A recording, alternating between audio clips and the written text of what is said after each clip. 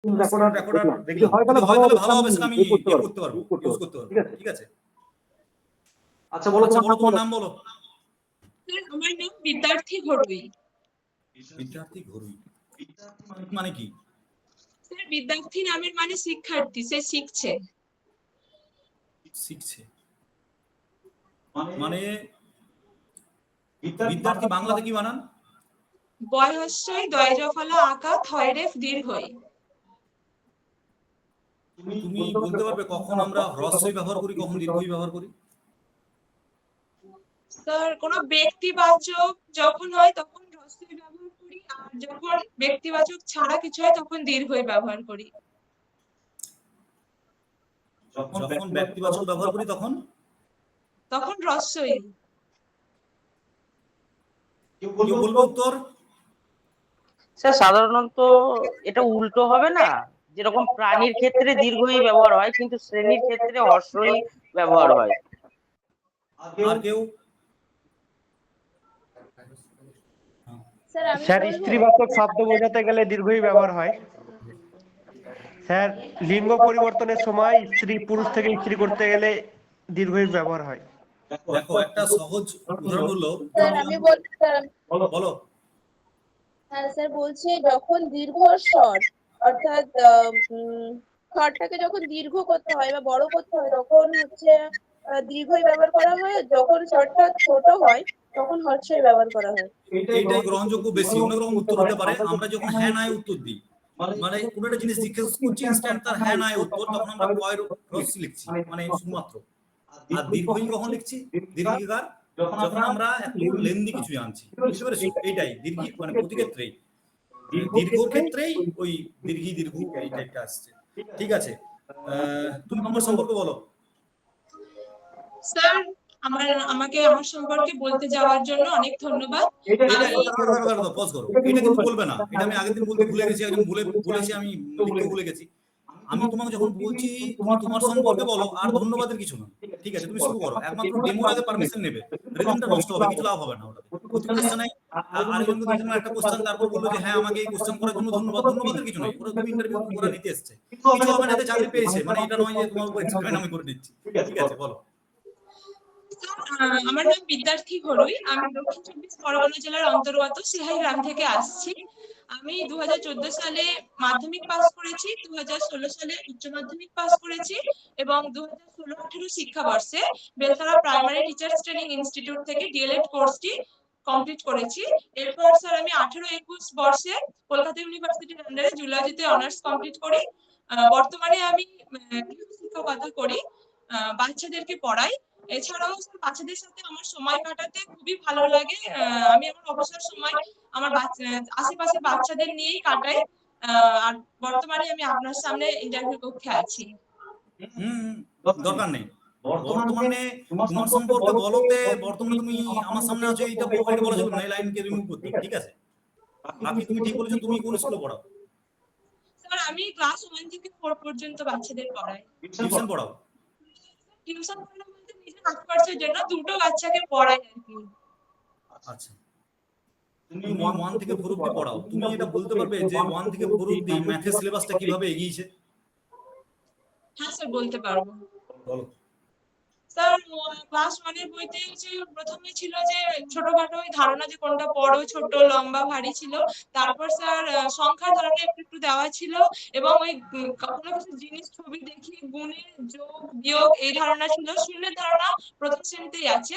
দ্বিতীয় শ্রেণীতে স্যার একক দশকের ধারণা শুরু হয়েছে, স্থানীয় মানে বিস্তার, স্থানীয় মান প্রকৃত মান এগুলো আছে এবং সংখ্যা দিয়ে লিখে যোগ আছে। তৃতীয় শ্রেণীতে স্যার আরেকটু মানে ওই হাতে ধরা যোগ, এই যোগগুলো রয়েছে এবং শতক পর্যন্ত স্থানীয় মানে বিস্তার, একক দশকের ধারণা এগুলো রয়েছে। এছাড়াও চতুর্থ শ্রেণীতে স্যার ওই মাস বৎসর এই ধারণা আছে। ঘড়ি সময়ের ধারণা আছে, ওটা দ্বিতীয় শ্রেণী থেকে সময় ধারণা শুরু হয়েছে ঘড়ি দেখিয়ে। এছাড়াও চতুর্থ শ্রেণীতে হাজার পর্যন্ত একক দশকের ধারণা দেওয়া হয়েছে স্যার। আপাতত ভাগ আছে স্যার, দ্বিতীয় শ্রেণীতে বিয়োগের মাধ্যমে ভাগ আছে এবং তৃতীয় চতুর্থ শ্রেণীতে যেভাবে আমরা ভাগ করে থাকি ওটা রয়েছে। দ্বিতীয় শ্রেণীতে নামতার ধারণা দেওয়া আছে এবং ওটা একটা করে সংখ্যা নিয়ে গুণ শেখানো হয়েছে, তৃতীয় চতুর্থ ওটা দশকের ঘরের সংখ্যা পর্যন্ত নিয়ে গুণ আছে স্যার, এগুলোই আছে।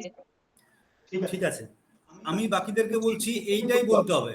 কেউ পার্টিকুলারলি কোনো টিচার ভিতরে গিয়ে দেখবে না যে ও ভাগ চ্যাপ্টারটা বলেছে তার আগে ওই চ্যাপ্টারটা বললো না। এই ফ্লুয়েন্সিটা থাকছে কিনা এটা জরুরি, এটা আমি সবাইকে বলছি।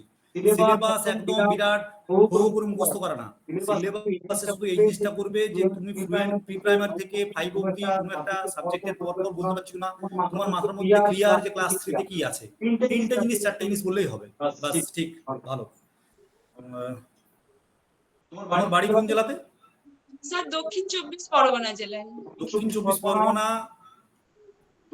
24 পরগনাতে কি বিখ্যাত জিনিস আছে বা স্থান আছে বলো? দক্ষিণ 24 পরগনার বিখ্যাত স্থানের মধ্যে একটি হলো সুন্দরবন।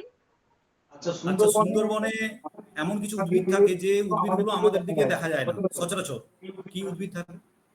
স্যার সুন্দরী গাছ থাকে প্রথমে, এছাড়াও হোগলা, গোলপাপড়া, কেয়া এইসব ধরনের গাছ দেখা যায়। এদের কিছু বিশেষ বৈশিষ্ট্য আছে, বলতে পারবে? হ্যাঁ স্যার, সুন্দরী গাছের একটা বিশেষ বৈশিষ্ট্য হলো এদের শ্বাসমূল থাকে, যেটা কিনা মাটির উপরের দিকে উঠে থাকে। এছাড়াও কেয়া গাছের এক ধরনের ঠেসমূল দেখা যায়। Very good.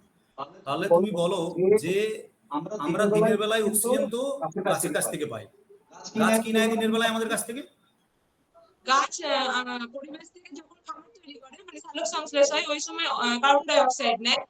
এবং রাতের বেলায় যখন অন্ধকার, তখন তো সূর্যালোক থাকে না, তো সালোক সংশ্লেষ হয় না, সেই জন্য স্যার তখন গাছ অক্সিজেন নেয়।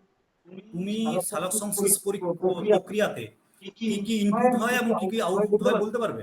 মানে বিক্রিয়ার আগে কি থাকে আর বিক্রিয়ার পরে কি হয় বলতে পারবে? সালোক সংশ্লেষ প্রক্রিয়া বিক্রিয়ার আগে থাকে কার্বন ডাই অক্সাইড আর জল, আর বিক্রিয়ার পরে গ্লুকোজ, অক্সিজেন, জল। সালোক সংশ্লেষের জন্য কিটা অত্যাবশ্যকীয়, মানে থাকতেই হবে?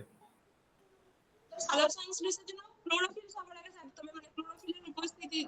আর কিছু লাগবে না? হ্যাঁ, এছাড়াও সূর্যালোক দরকার, কার্বন ডাই অক্সাইড দরকার। আচ্ছা, এডিপির ফুল ফর্ম জানো? হ্যাঁ স্যার, এডিপির ফুল ফর্ম হলো অ্যাডিনোসিন ট্রাইফসফেট। ট্রাই, এডিপি বলেছি স্যার, সরি স্যার, একটু শুনতে ভুল হয়েছিল। এডিপি এর ফুল ফর্ম অ্যাডিনোসিন ডাইফসফেট। আচ্ছা, বেসিক এডুকেশন এর প্রবক্তা কে? বেসিক এডুকেশন এর প্রবক্তা কে? স্যার এটা আমার জানা নেই, পরে জেনে নেব। কেউ বলতে পারবে?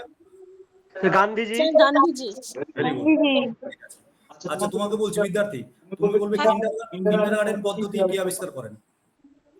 স্যার কি পদ্ধতি বললেন? কিন্ডারগার্টেন পদ্ধতি স্যার ফ্রয়েবেল।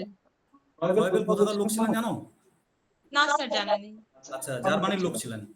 কোশ্চেন ধরবে না, জেনে রাখতে হবে। আচ্ছা, পড়াশোনা ছাড়া আর কি করো? স্যার পড়াশোনা ছাড়া বাড়িতে মায়ের কাজে একটু সাহায্য করি। এছাড়াও স্যার আমার একটি অভ্যাস হলো স্যার বিভিন্ন পুরানো জিনিসপত্র নিয়ে নিজের মতো করে কিছু আর্ট ক্রাফট এসব বানানো, এটা ভালো লাগে। আচ্ছা, তুমি বলো এমন একটা রান্না যে রান্নাতে নুন লাগে না। তুমি তো মাকে হেল্প করো, তুমি দেখেছো বা রান্না বান্না করো, তুমি এমন রান্না করো? আমি স্যার চা বানালে তো নুন লাগে না। আচ্ছা, ভেরি গুড।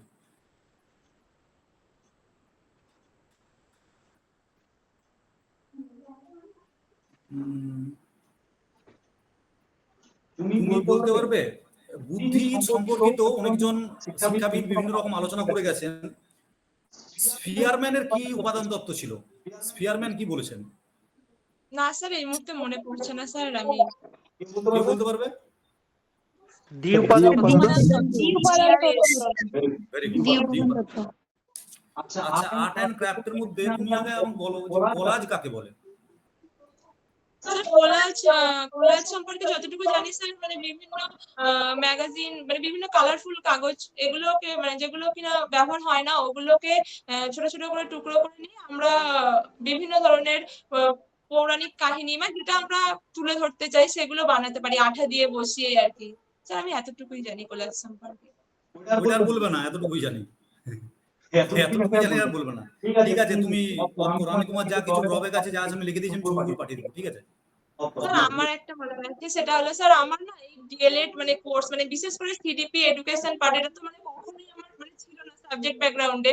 আমার খুবই অসুবিধা হয়, মানে সেই এক প্রকার মুখস্থ ছাড়া আমি এই জন্য এই কোয়েশ্চেন গুলো কিছুতেই সামনাসামনি করতে পারি না, মানে